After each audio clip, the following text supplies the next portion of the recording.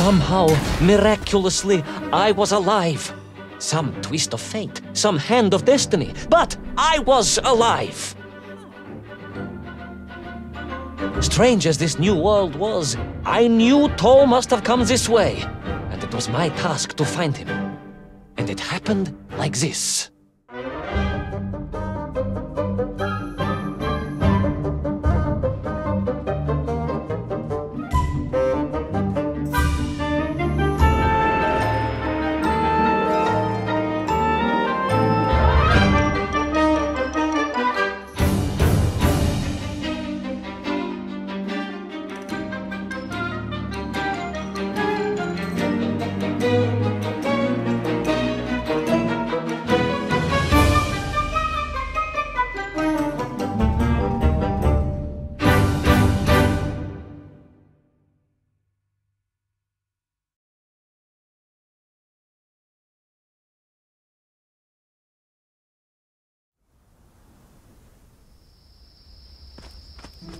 The sun beat down on me relentlessly.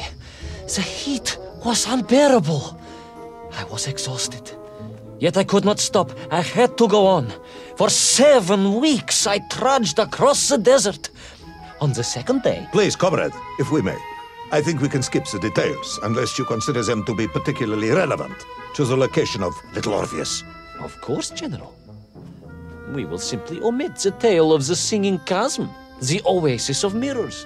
The sightings of Toll's Myenk aloft on their pterodactyls carrying parts of my crashed rocket drill over the horizon to Lemuria. Wait, the what? Singing chasm? Not that, but the rocket drill. Oh yes, General, the rocket drill.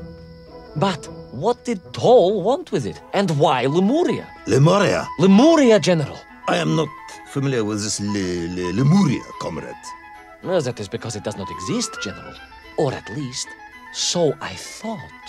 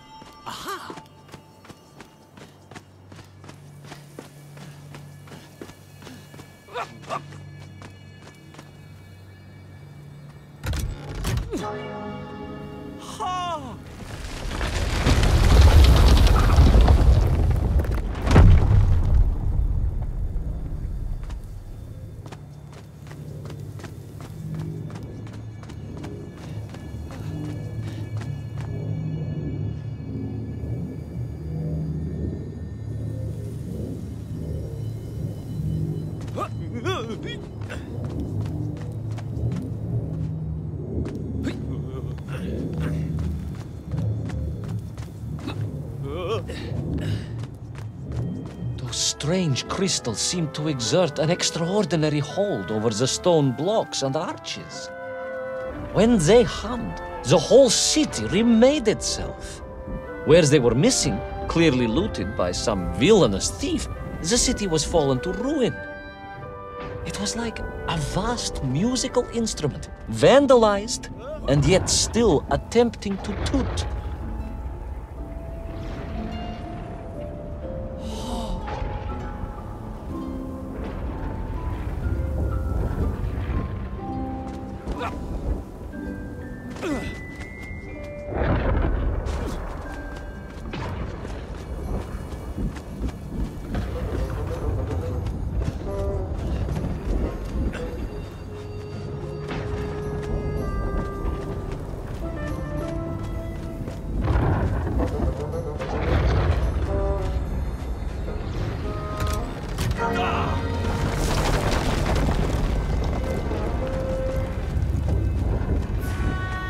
How poetic.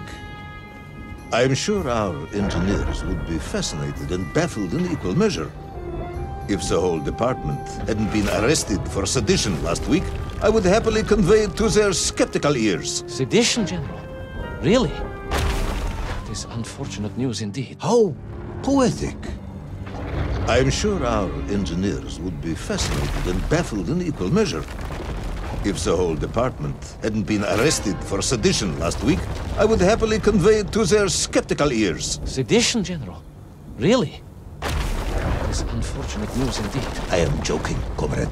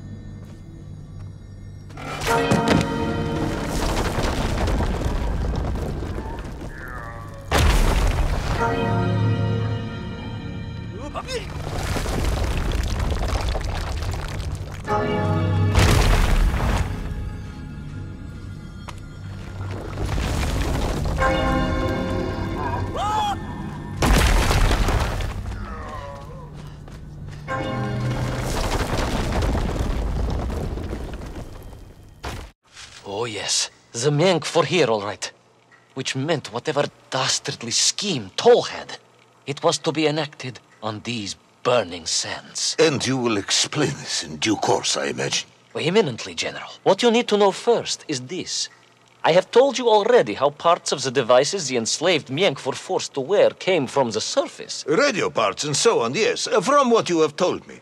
Assuming there were plenty of lost ships in the ocean as you claim, for Toll to have dredged up what he needed to assemble them. Aha, good. You are one step ahead of me, General. I said assuming. Of course, assuming. Now, as I gazed in awe at the buildings rising and falling around me, I realized that the other major component of those mind-controlling helmets was crystal. Toll had raided Lemuria for them. He knew the city.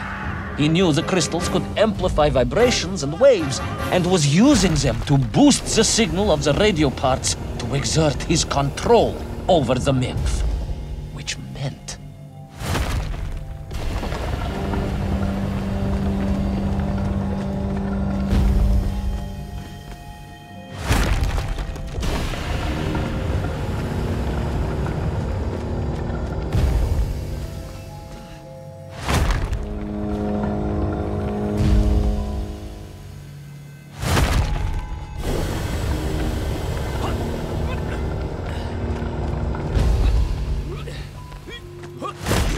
Imagine, General, what such amplification could achieve when fused to the finest atomic science our great Soviet civilization has produced.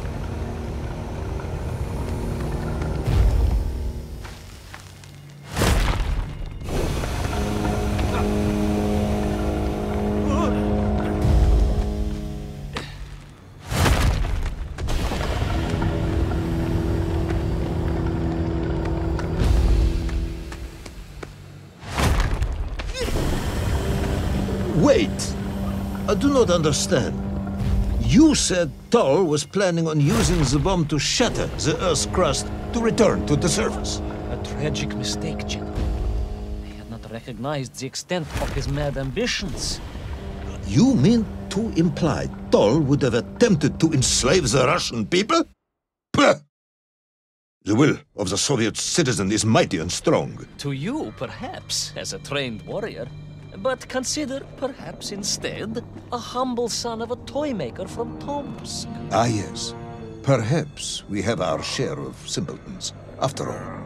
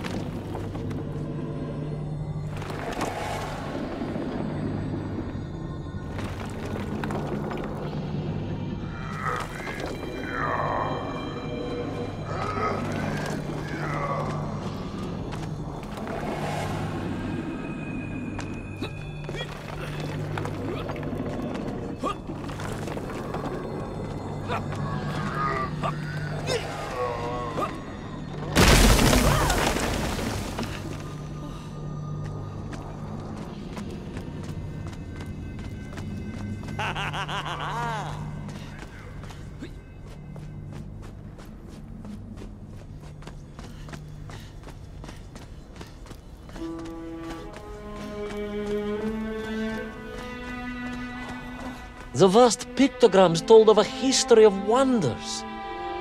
They seem to suggest the Lemurians were travelers from another world, where a mysterious clock seemed to stand. That is very mysterious. As mysterious as the location of Little Orpheus, perhaps. Ah, yes, of course, General. I am just getting to that.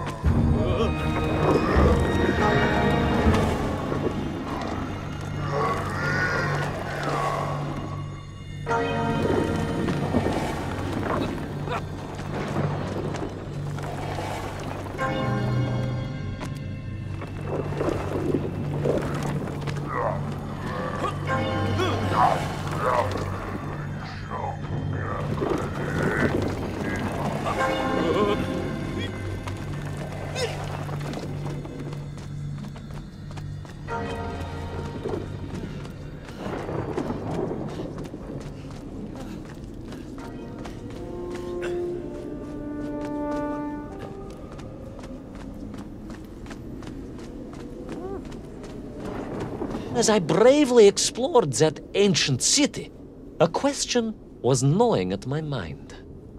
What did it mean that the Lemurians had foreseen the coming of Tol? And who was the man from above that was celebrated as the savior of the Mengf? It was almost as if they could read the future in their crystals.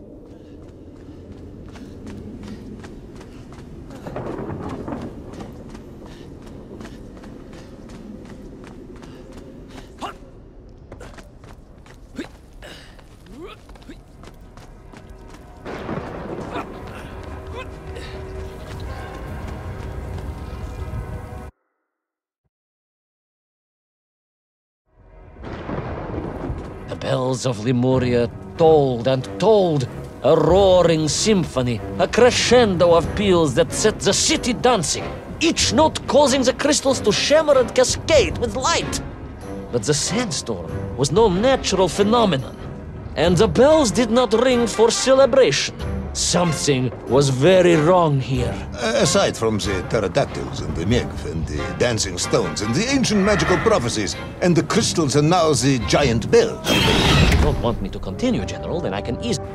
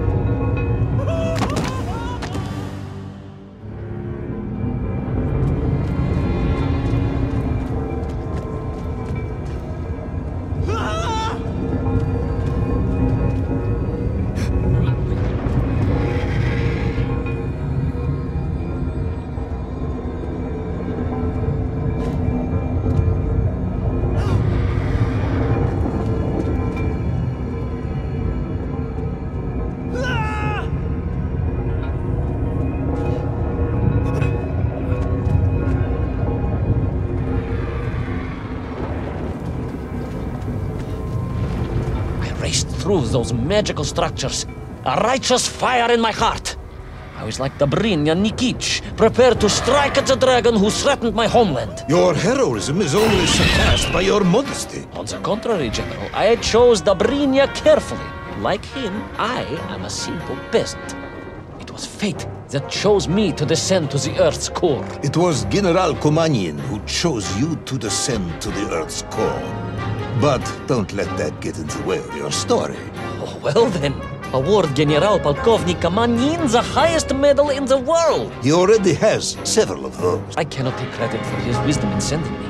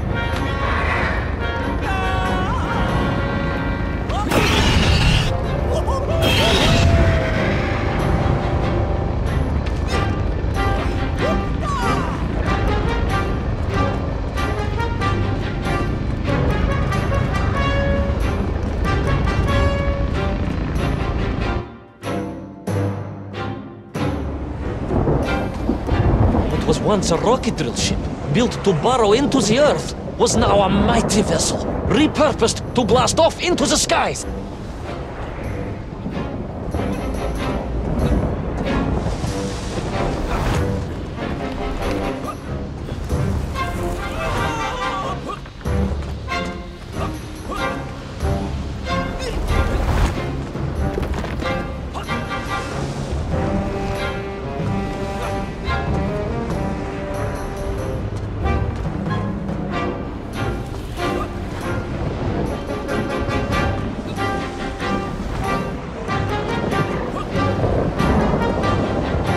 There was no doubt the toll was headed for the strange world with its clock, although to what end I was yet to understand. But there was no time to consider, no time for questions.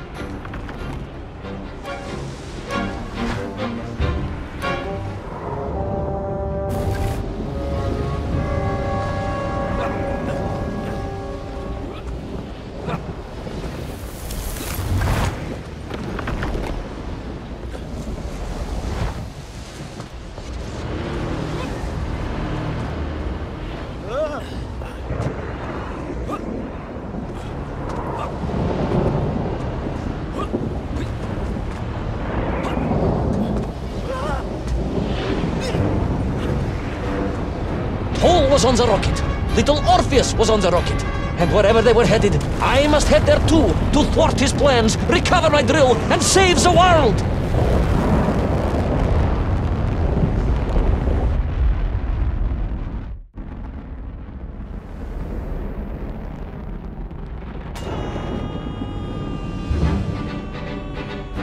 Will our enthusiastic yet disorientated hero be burnt to a cinder by the rocket's engines? Will he be smashed into the rock that surely must be beyond the Lemurian skies? Does Nikolai Petrovich Kamenyin really need any more medals? What was the strange clock, and what could it all mean? All of these questions and more will be answered, if you're extremely lucky, in the next exciting episode of Little Orpheus!